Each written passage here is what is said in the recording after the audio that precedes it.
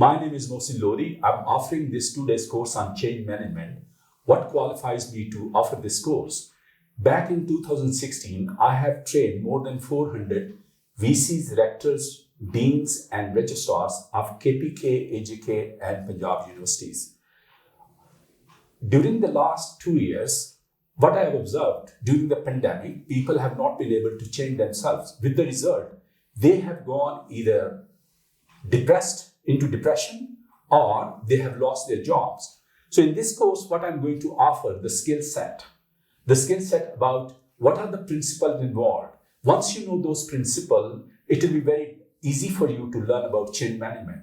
Second thing, which keeps us stalled, that is the doubt. I will tell you techniques how to overcome your doubt. And then about decision making. 5 most difficult things people come across with. One among them is making the decision on time. So please, change management is not about surviving, it is about thriving. And whether you like it or not, it is taking place. So please hurry up and register yourself.